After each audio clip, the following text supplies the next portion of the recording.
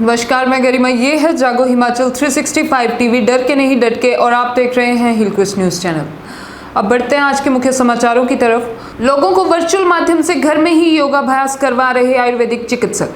हिमाचल प्रदेश सरकार द्वारा आरंभ किए गए आयुष घर द्वार अभियान के दूसरे चरण में कोरोना संक्रमित लोगों के अलावा अब आम लोग भी घर में ही योग एवं आयुर्वेद से संबंध में महत्वपूर्ण जानकारियां हासिल कर रहे हैं। वे वर्चुअल माध्यम से आयुर्वेदिक चिकित्सकों के साथ जुड़कर योग, ध्यान और प्राणायाम का अभ्यास कर रहे हैं। हमीरपुर जिला में भी आयुष घर द्वार अभियान के बहुत ही अच्छे परिणाम सामने आ रहे हैं। जिला आयुष अधिकारी डॉक्टर सरिता राणा ने बताया कि हमीरपुर जिला में अभियान के दूसरे चरण के लिए 4 ग्रुप बनाए गए हैं। पहले ग्रुप में आम लोगों और किन्हीं कारणों से कम प्रतिरोधक क्षमता वाले लोगों को शामिल किया गया है। दूसरे ग्रुप में कोरोना संक्रमित मरीज, तीसरे ग्रुप में वृद्ध लोग, 6 वर्ष से अधिक आयु के बच्चे, गर्भवती एवं धात्री महिलाएं, आयुर्वेदिक चिकित्सक एवं कर्मचारी रखे गए हैं। कोरोना संक्रमण के बाद स्वस्थ हुए लोगों को चौथे ग्रुप में रखा गया है। जिला आयुष अधिकारी ने बताया कि आयुर्वेदिक चिकित्सक हर रोज इन अलग अलग समूहों में लोगों को अभ्यास करवा रहे हैं तथा आयुर्वेद के संबंध में कई महत्वपूर्ण जानकारियां दे रहे हैं। यूपी विधानसभा चुनाव से पहले कांग्रेस को बड़ा झटका। जतिन प्रसाद भाजपा में शामिल, बोले देश हित के लिए खड़े हैं पीएम मोदी। कांग्रेस नेता जतिन प्रसाद भाजपा में शामिल हो गए हैं। केंद्रीय मंत्री पीयूष गोयल की उपस्थिति में वे भाजपा में शामिल हुए। उत्तर प्रदेश में विधानसभा चुनाव से पहले हलचल शुरू हो गई है। बता दें कि भाजपा के सांसद और राष्ट्रीय प्रवक्ता अनिल बलूनी ने बुधवार सुबह एक ट्वीट कर जतिन प्रसाद के भाजपा में शामिल होने की ओर इशारा कर दिया था। कांग्रेस के बड़े ब्राह्मण चेहरों में से एक जतिन प्रसाद पिछले कई दिनों से पार्टी हाईकमान से नाराज थे। वे यूपी कांग्रेस के कुछ नेताओं से अपनी नाराजगी जाहिर भी कर चुके थे, लेकिन फायदा नहीं हुआ। ज्योतिरादित्य सिंधिया के बाद कांग्रेस सांसद राहुल गांधी की टीम से जतिन प्रसाद के रूप में एक और बेहद अहम विकेट गिरा है। 25 परिवारों को बांटे 5-5 हजार के चेक। प्रमुख उद्यमी एवं समाज सेवक ब्रिज मोहन सोनी ने विकासखंड की 3 पंचायतों तथा नदौन शहर में कोविड-19 से प्रभावित तथा अन्य बेहद गरीब व जरूरतमंद परिवारों को आर्थिक सहायता प्रदान की है। इस दौरान उन्होंने इन क्षेत्र के 25 परिवारों को पंचायत प्रतिनिधियों व पंचायत प्रधानों के माध्यम से 5-5 हजार रुपए के चेक वितरित किए। सोनी ने बदारन व नदौन में स्वयं जाकर पंचायत प्रधानों व पंचों को ये चेक भेंट किए, जिन्हें मौके पर ही जरूरतमंद परिवारों को सौंपा गया। इनमें से अति निर्धन परिवारों को 11,000 रुपए प्रत्येक परिवार को भेंट किए गए। सोनी गत कुछ दिनों में अब तक 70 परिवारों को आर्थिक सहायता दे चुके हैं। इन परिवारों में अधिकांश परिवार कोविड काल के दौरान प्रभावित हुए हैं, जिनमें से एक परिवार ऐसा भी है जिनके घर कमाने वाला कोई नहीं बचा है, जबकि कई परिवार ऐसे भी हैं जिनकी आजीविका प्रत्येक दिन की दिहाड़ी पर निर्भर करती है। वहीं अधिकतर परिवारों में विधवा महिला व दिव्यांगों की विशेष तौर पर सहायता की गई है। सोनी ने कहा कि ऐसे परिवारों का दुख दूर तो नहीं किया जा सकता, परंतु उनका दुख बांटकर उन्हें राहत पहुंचाई जा सकती है। सोनी ने आश्वासन दिया कि आगे भी ऐसे ही अति जरूरतमंद परिवारों की सहायता का हर संभव प्रयास किया जाएगा। गौर हो कि इससे पूर्व भी सोनी क्षेत्र भर में सामाजिक कार्य में अग्रणी रहते हैं। इस अवसर पर पूर्व बीडीसी मनोहर लाल सहित अन्य पंचायत प्रतिनिधि भी उपस्थित रहे। हमीरपुर में कोरोना से 3 की मौत, 38 नए मामले। जिला में कोरोना से 3 लोगों की मौत हो गई, जिनमें 2 महिलाएं और 1 पुरुष शामिल है। इसके साथ ही मंगलवार को कोरोना संक्रमण के 38 नए मामले सामने आए हैं। रैपिड एंटीजन टेस्ट में 23 लोग कोरोना संक्रमित निकले, जबकि आरटीपीसीआर टेस्ट में 15 लोगों में संक्रमण की पुष्टि हुई। जानकारी के अनुसार हमीरपुर के कृष्णा नगर क्षेत्र के संबंध रखने वाले 50 वर्षीय महिला की कोरोना से मौत हो गई। महिला 27 मई को रैपिड एंटीजन टेस्ट में कोरोना संक्रमित निकली थी। 5 जून 2021 को उपचार के लिए टांडा अस्पताल रेफर किया गया था। वहां पर मंगलवार के दिन उन्होंने दम तोड़ दिया। वहीं नेरी क्षेत्र से संबंध रखने वाले 52 वर्षीय महिला की संक्रमण से आईजीएमसी शिमला में मौत हो गई है। तीसरा मामला उपमंडल भोरंज का है। उपमंडल के तहत केलवी क्षेत्र से संबंध रखने वाले 72 वर्षीय व्यक्ति की कोरोना संक्रमण से मंगलवार को मौत हो गई। मंडी उपचुनाव की सियासी खिचड़ी लगी पकने। सीएम के दिल्ली दौरे से गरमाई राजनीति। महेंद्र सिंह के दौरों पर अटकलें तेज। भौगोलिक दृष्टि से देश के सबसे दूसरी बड़े संसदीय क्षेत्र मंडी में होने वाले उपचुनाव को लेकर राजनीति अब गरमाना शुरू हो गई है। मुख्यमंत्री जयराम ठाकुर के दिल्ली दौरे से उपचुनाव की हांडी में कई तरह की खिचड़ी अब पकना शुरू हो गई है। कांग्रेस के अंदर जहां बड़े नेता उपचुनाव के रण में उतरने से कतरा रहे हैं, तो वहीं भाजपा के अंदर टिकटार्थियों के चेहरों पर भी अब चिंता की लकीरें खींचने शुरू हो गई हैं। भाजपा उपचुनाव में अपने किसी मंत्री को उतार सकती है और वह चेहरा जल शक्ति मंत्री महेंद्र सिंह ठाकुर या शिक्षा मंत्री गोविंद ठाकुर का हो सकता है। इस बात की चर्चाएं शुरू होते ही भाजपा के उम्मीदवारों और खासकर ब्राह्मण चेहरों वो ब्राह्मण मतदाताओं के चेहरे लटकना शुरू हो गए हैं। हालांकि मुख्यमंत्री जयराम ठाकुर इस तरह की अटकलों को दरकिनार कर चुके हैं, लेकिन दूसरी तरफ महेंद्र सिंह ठाकुर के अपने विधानसभा क्षेत्र से बाहर बढ़ते दौरों ने अटकलों को मजबूत बनाना शुरू कर दिया है। मंगलवार को भी महेंद्र सिंह ठाकुर का जोगिंद्रनगर विधानसभा का दौरा विकासात्मक काम और चुनावी ज्यादा रहा है। वहीं इस दौरान भाजपा मंडल के साथ ही पूर्व मंत्री गुलाब सिंह ठाकुर का भी साथ होना चुनाव की नई विसात की तरफ इशारा कर रहा है। लेकिन दोनों ही मंत्रियों का उपचुनाव में उतरने की सूरत में प्रदेश को एक और उपचुनाव से गुजरना पड़ेगा। इसके साथ परिवारवाद के आरोप भी भाजपा के ऊपर लगेंगे। शिमला पहुंचे कांग्रेस के सह प्रभारी संजय दत्त। 13 तक चलेगा मीटिंग्स का दौर। कांग्रेस पार्टी के नवनियुक्त सह प्रभारी संजय दत्त अपने पहले दौर पर मंगलवार को शिमला पहुंचे। पार्टी कार्यालय में उनका स्वागत किया गया, जिसके बाद उन्होंने कांग्रेस अध्यक्ष कुलदीप राठौर व नेता प्रतिपक्ष मुकेश अग्निहोत्री के साथ अलग अलग बैठकें की। उन्होंने प्रदेश में कांग्रेस की स्थिति के बारे में जाना और राजनीतिक हालातों पर भी फीडबैक लिया।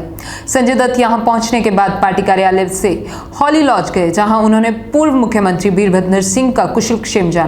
हालांकि वीरभद्र सिंह अभी बीमार हैं और अस्पताल में भर्ती हैं। संजय दत्त अखिल भारतीय कांग्रेस कमेटी के सचिव भी हैं, जिनको हिमाचल में कांग्रेस मामलों का सह प्रभारी लगाया गया है। अपना नया दायित्व संभालने के लिए वह 6 दिवसीय संगठनात्मक प्रवास पर पहुंचे हैं। यहाँ वह पार्टी के वरिष्ठ नेताओं, विधायकों, प्रदेश पदाधिकारियों, कार्यकारिणी सदस्यों, जिला व ब्लॉक अध्यक्षों, अग्रणी संगठनों व विभागों के प्रमुखों और पार्टी कार्यकर्ताओं से बैठक करेंगे। राजीव भवन पहुंचने पर प्रदेश कांग्रेस अध्यक्ष कुलदीप राठौर व नेता प्रतिपक्ष मुकेश अग्निहोत्री व अन्य पार्टी पदाधिकारियों ने उनका स्वागत किया। बाद में प्रदेश अध्यक्ष और नेता प्रतिपक्ष के साथ एक विस्तृत बैठक में संजय दत्त ने संगठन और राजनीतिक हालातों पर चर्चा के अतिरिक्त प्रदेश में कोविड की स्थिति और प्रदेश सरकार की इससे निपटने के विशेष कार्य, ग्रामीण क्षेत्रों में इसकी विफलताओं पर चर्चा की। प्रदेश के मुख्यमंत्री जयराम ठाकुर की 2 टूक में आज भी यहां 2022 में रहूंगा। मुख्यमंत्री जयराम ठाकुर ने कहा कि आज भी यहीं हूं और 2022 में भी यहीं रहूंगा। दिल्ली से लौटे सीएम ने मीडिया के समक्ष ये कहकर साफ कर दिया कि हिमाचल प्रदेश के वह मजबूत मुख्यमंत्री हैं। उनका साफ संकेत था कि अभी भी छोड़िए, अगले चुनावों में भी पार्टी का चेहरा वही होंगे। अनाडेल में पत्रकारों से बातचीत करते हुए सीएम ने कहा कि सोशल मीडिया पर प्रसारित की जा रही सूचनाएं चंडू खाने की खबरें हैं। उन्होंने कहा कि सोशल मीडिया की खबरों की कोई प्रामाणिकता नहीं है, जिसके मन में जो आए वह खबर प्रसारित कर देता है। सीएम ने अपनी तरफ से इशारा करते हुए कहा कि आज भी यही हूं और 2022 में भी यही रहूंगा। उल्लेखनीय है कि इस तरह की बेबाकी के लिए पूर्व मुख्यमंत्री वीरभद्र सिंह को जाना जाता है। पहली बार मुख्यमंत्री जयराम ठाकुर ने इस तरह के तेवर दिखाकर अपनी बात रखी है। इंग्लैंड में विराट विग्रेड को बड़ी राहत। WTC फाइनल के बाद मिलेगा 20 दिन का ब्रेक। भारत और न्यूजीलैंड के बीच WTC का फाइनल मुकाबला। भारत और न्यूजीलैंड के बीच WTC का फाइनल मुकाबला शुरू होने में अब बस 10 दिन बचे हैं। दुनिया भर के क्रिकेट फैंस की निगाहें इस मैच पर हैं, क्योंकि इस मैच के बाद ही दुनिया को टेस्ट क्रिकेट का बॉस मिलेगा। इस बड़े मैच के लिए दोनों ही टीमें इंग्लैंड पहुंच चुकी हैं। भारत को इस मैच के बाद मेजबान इंग्लैंड के खिलाफ 5 मैचों की टेस्ट सीरीज खेलनी है। लंबी सीरीज को देखते हुए WTC के फाइनल मैच के बाद भारतीय टीम को मुश्किल बायो बबल से 20 दिन का ब्रेक मिलेगा। टीम मैनेजमेंट के एक सूत्र ने कहा कि यह एक वेलकम ब्रेक है। इसका फैसला इसलिए लिया गया है क्योंकि टीम इंडिया को इंग्लैंड के खिलाफ 5 मैचों की टेस्ट सीरीज के दौरान लंबे समय तक बायो बबल में रहना होगा और इसके बाद लगभग सभी खिलाड़ियों को UAE में इंडियन प्रीमियर लीग 2021 में भी भाग लेना है। इस ब्रेक की शुरुआत 24 जून से होगी, जिसके बाद पूरी टीम 14 अगस्त को एक बार बायो बबल के एक साथ छुटेगी।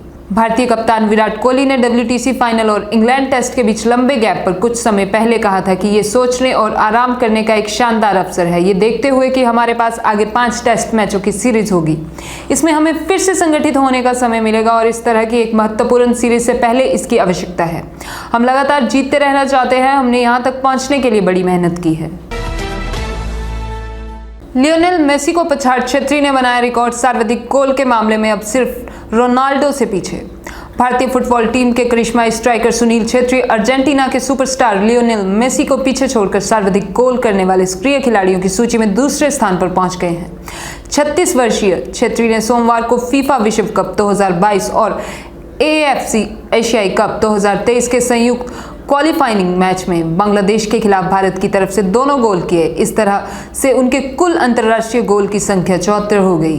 विश्व कप क्वालिफायर में भारत की पिछले 6 वर्षों में पहली जीत के नायक क्षेत्रीय सर्वाधिक गोल करने वाले सक्रिय खिलाड़ियों की सूची में केवल पुर्तगाल के क्रिस्टियानो रोनाल्डो से पीछे हैं। मक्को 73 गोल के साथ तीसरे स्थान पर है। मेसी ने हाल ही में चिली के खिलाफ विश्व कप क्वालिफायर मैच में अपना 72वां अंतर्राष्ट्रीय गोल किया था, जबकि मक्कोत ने मलेशिया के खिलाफ अपनी गोल संख्या में बढ़ोतरी की थी। छेत्री ने सोमवार को जासिम बिन हमाद स्टेडियम में 79वें मिनट में पहला गोल दागा और फिर इंजरी टाइम में दूसरा गोल करके भारत की जीत सुनिश्चित की। भारतीय कप्तान सर्वाधिक गोल करने वाले खिलाड़ियों की सर्वकालिक सूची में शीर्ष 10 में पहुंचने से केवल 1 गोल पीछे हैं।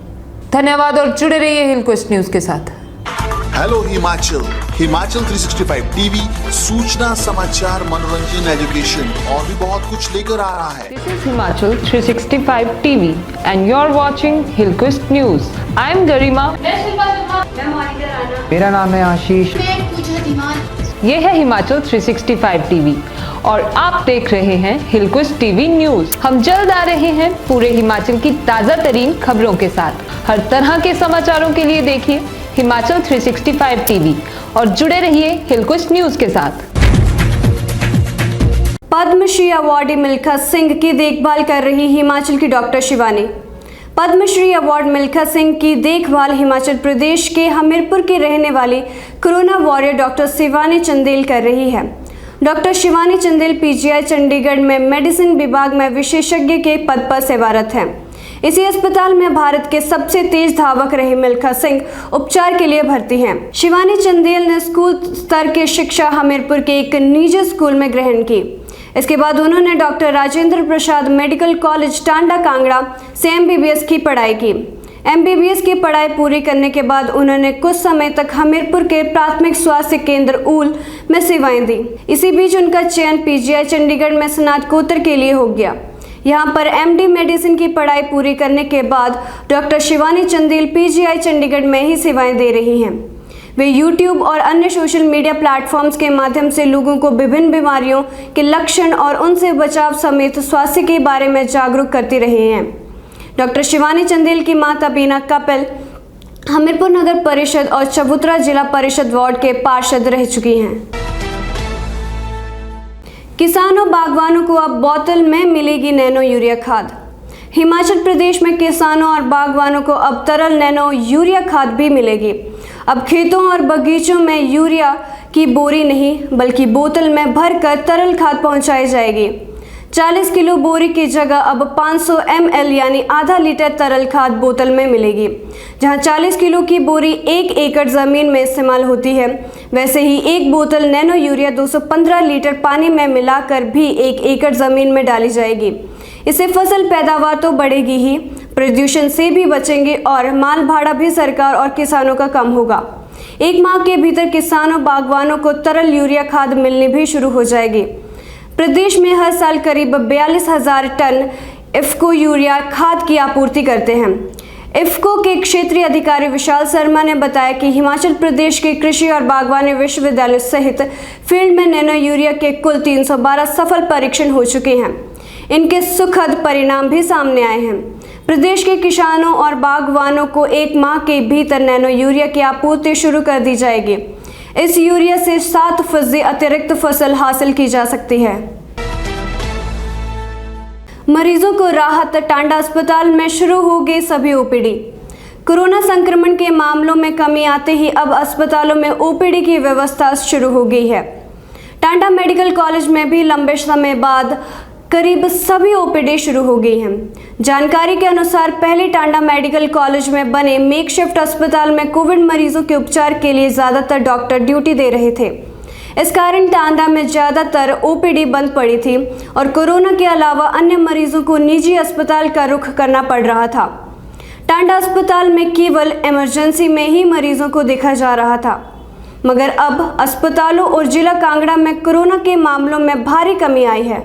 अस्पतालों में भी अब बेहद कम संक्रमित मरीजों का उपचार चल रहा है, जिस कारण अब डॉक्टर फिर से अस्पताल में अन्य मरीजों की ओर ध्यान दे रहे हैं। इस समय टांडा मेडिकल कॉलेज में मेडिसिन, ऑर्थो, बच्चों, ईएनटी आदि की ओपीडी शुरू की जा चुकी है।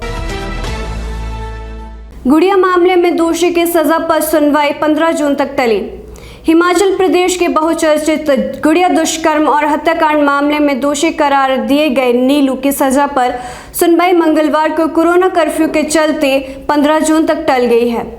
गुड़िया दुष्कर्म व हत्याकांड में सीबीआई की ओर से पेश चालान में दोषी साबित हुए चरानी अनिल उर्फ नीलू को शिमला की विशेष अदालत ने 28 अप्रैल को दोषी करार दिया था। अब दोषी की सजा पर फैसला होना बाकी है। कोरोना कर्फ्यू की बंदिशों के चलते आरोपी को न्यायालय लाना मुश्किल है। इस कारण फिर इस मामले की सुनवाई 15 जून तक टल गई है। बता दें, जिला शिमला के कोटखाई की एक छात्रा 4 जुलाई 2017 को लापता हो गई थी। 6 जुलाई को कोटखाई के तांदे के जंगल में पीड़िता का शव मिला। जांच में पाया गया कि छात्रा की दुष्कर्म के बाद हत्या कर दी गई थी। हेलो हिमाचल, हिमाचल 365 टीवी सूचना, समाचार, मनोरंजन, एजुकेशन और भी बहुत कुछ लेकर आ रहा है। This is Himachal 365 TV and you're watching Hillquist News. I am Garima. मेरा नाम है आशीष। ये है हिमाचल 365 टीवी और आप देख रहे हैं हिलक्विस्ट टीवी न्यूज। हम जल्द आ रहे हैं पूरे हिमाचल की ताजा तरीन खबरों के साथ। हर तरह के समाचारों के लिए देखिए हिमाचल 365 टीवी और जुड़े रहिए हिलक्विस्ट न्यूज के साथ। हजारों जिंदगियां बचाने वाले मशहूर वैद्य बरड़ू राम का दिल का दौरा पड़ने से निधन। हिमाचल प्रदेश के मंडी जिले के सरका घाट के तहत आने वाले भांबला पंचायत के बतैल के निवासी प्रसिद्ध वैद्य बरड़ू राम का निधन हो गया है। वे 96 वर्ष के थे। बरड़ू राम के निधन से हर कोई सदमे में है। बता दें कि दिवंगत बरड़ू राम मात्र 15 साल की आयु से आज तक वैद्य के रूप में गंभीर बीमारियों से ग्रसित लोगों की सेवाएं कर रहे थे और आज तक हजारों लोगों को नई जिंदगी दी। वह लकवा व पेट से संबंधित बीमारियों के रोगियों का बहुत ही कारगर इलाज करते थे। जिला मंडी ही नहीं बल्कि हिमाचल प्रदेश के कई जिला और बाहरी राज्यों से भी उनके पास लोग इलाज करवाने के लिए पहुंचते थे। दिवंगत वैद्य के 5 पुत्र हैं जो बड़े ओहदों पर अपनी सेवाएं दे रहे हैं। वैद्य बरड़ू राम के निधन पर क्षेत्र के विधायक कर्नल इंद्र सिंह, समाजसेवी एवं जप सदस्य चंद्रमोहन शर्मा, राष्ट्रीय किसान संगठन के तहसील अध्यक्ष प्रकाश शर्मा, जप सदस्य मनीष शर्मा ने उनके निधन पर शोक जताया। अध्यापक पात्रता परीक्षा टैट के लिए 13 जून तक कर सकेंगे आवेदन। अध्यापक पात्रता परीक्षा के लिए ऑनलाइन आवेदन 13 जून तक किए जा सकते हैं। 8 विषयों JBT, TGT, arts, medical, non medical, LT, Shastri, Punjabi व उर्दू की परीक्षाओं के लिए आवेदन प्रक्रिया 24 मई से शुरू हुई थी। ऐसे में बिना विलंब परीक्षा शुल्क आवेदन करने का मौका 13 जून तक है। हिमाचल प्रदेश स्कूल शिक्षा बोर्ड अध्यक्ष डॉक्टर सुरेश कुमार सोनी ने कहा कि अगर कोई परीक्षार्थी निर्धारित तिथियों के अंतर्गत ऑनलाइन अप्लाई नहीं करता है तो ऐसे परीक्षार्थी 14 जून से 18 जून तक विलंब शुल्क के साथ अप्लाई कर सकते हैं। इसके अतिरिक्त अप्लाई करते समय अगर किसी परीक्षार्थी से उसके भरे गए विवरणों में त्रुटि हुई होगी तो ऐसे परीक्षार्थी 19 जून से 21 जून तक स्वयं ऑनलाइन शुद्धि कर सकते हैं। अभ्यर्थियों को कैटेगरी व सब कैटेगरी में ऑनलाइन शुद्धि करने की अनुमति नहीं है क्योंकि इसमें एप्लीकेशन फीस प्रभावित होती है। अगर किसी अभ्यर्थी को कैटेगरी व सब कैटेगरी में शुद्धि करवानी हो तो वो बोर्ड कार्यालय में निर्धारित तिथियों के अंतर्गत ऑफलाइन आवेदन कर सकते हैं। इसके अतिरिक्त जिन विवरणों में लाइन शुद्धि के लिए अभ्यर्थियों को अतिरिक्त समय दिया गया है उन विवरणों में किसी भी प्रकार के पत्राचार व ईमेल पर विचार नहीं किया जाएगा।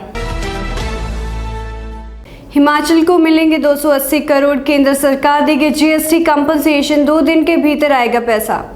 मुख्यमंत्री जयराम ठाकुर ने कहा कि केंद्र सरकार जीएसटी कंपनसेशन की 280 करोड़ की राशि हिमाचल को जारी करेगी। दिल्ली में केंद्रीय वित्त मंत्री निर्मला सीतारमण से हुई मुलाकात में मिली सैद्धांतिक मंजूरी के बाद अगले 1-2 दिन में यह पैसा राज्य को मिल जाएगा।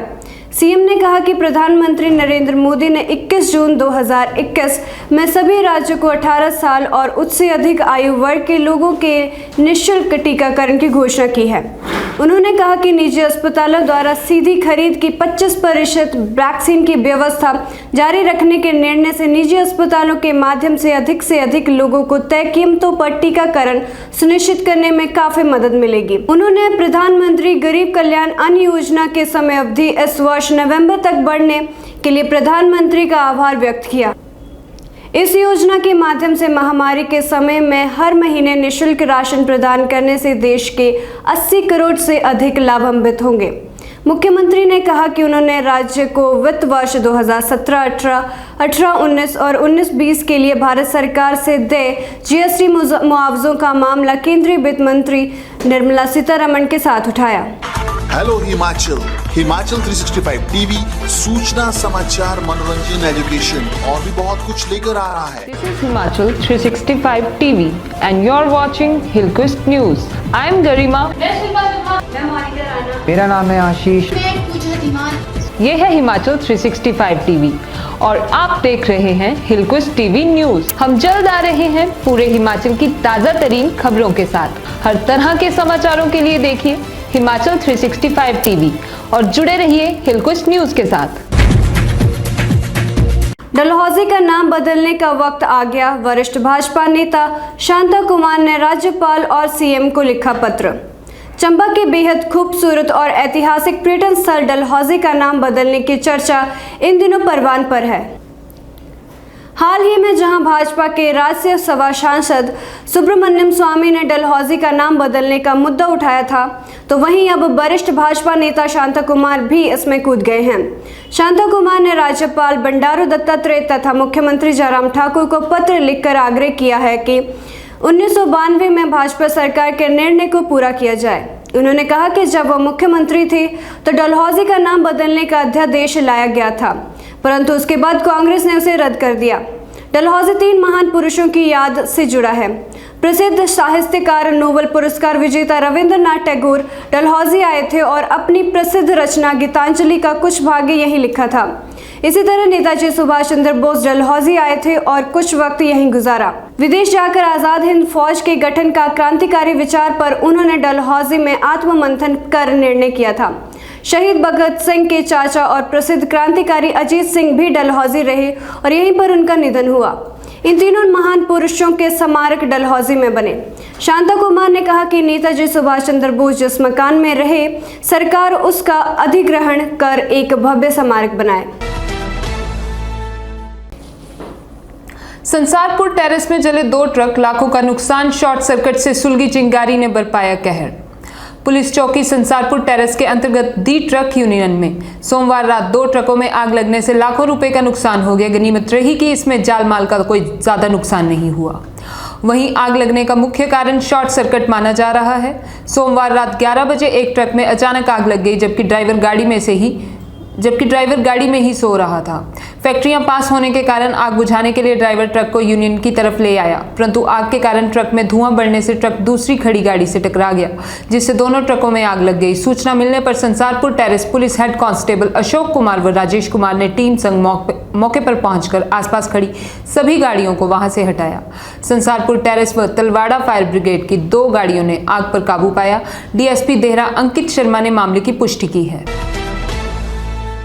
विद्युत परिषद बोर्ड के उत्पादन विंग में मई माह में निर्धारित की गई लक्ष्य से अधिक उत्पादन हुआ है। माह में प्रोजेक्टों की टरबाइनें खूब घूमी हैं। गर्मी के मौसम में बर्फ ग्लेशियरों से पिघलने का पानी की आवक में काफ़ी इजाफा हुआ है। नतीजन बिजली का उत्पादन में वृद्धि हुई है।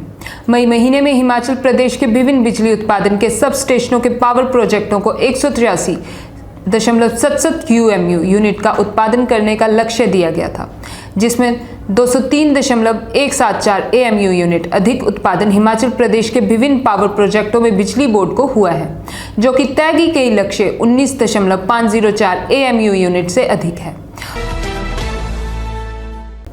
अब खरीद केंद्रों में ही होगी सेब की छंटनी। खराब सेब नहीं जाएगा परवाणु। ट्रांसपोर्टेशन का पैसा बचाएगी सरकार। हिमाचल प्रदेश में इस बार सेब के लगभग 4 करोड़ पेटियों के उत्पादन की उम्मीद जताई जा रही है। पिछले साल प्रदेश में 3 करोड़ पेटियों का उत्पादन हुआ। कोरोना काल में हालांकि पिछले साल भी सेब के सीजन पर प्रभाव पड़ने की संभावनाएं देखी जा रही थी, क्योंकि यहां पर लेबर व ट्रकों की कमी थी, मगर फिर भी सीजन कैसे निकला पता ही नहीं चला। ऐसे में इस बार जब कोरोना की दूसरी लहर आई, उसमें सेब सीजन प्रभावित ना हो, इस पर अभी से तैयारियां शुरू कर दी गई हैं।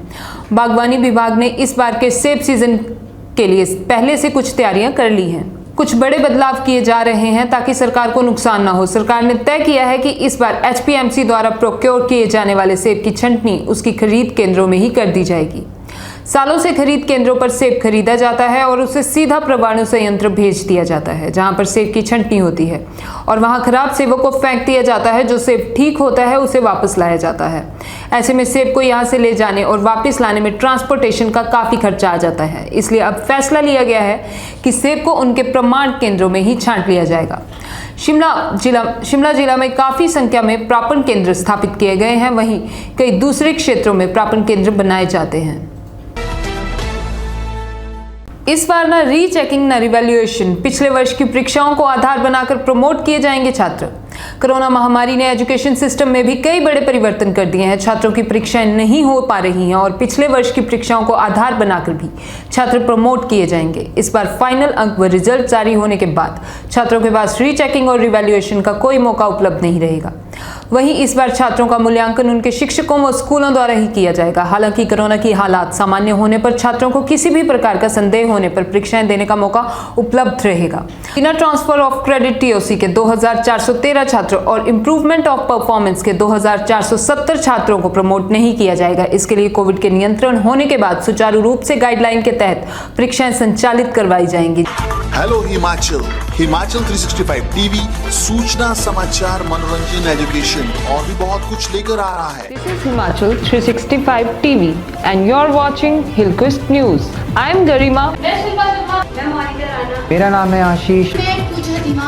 ये है हिमाचल 365 टीवी और आप देख रहे हैं हिलक्विस्ट टीवी न्यूज। हम जल्द आ रहे हैं पूरे हिमाचल की ताजा तरीन खबरों के साथ। हर तरह के समाचारों के लिए देखिए हिमाचल 365 टीवी और जुड़े रहिए हिलक्विस्ट न्यूज के साथ।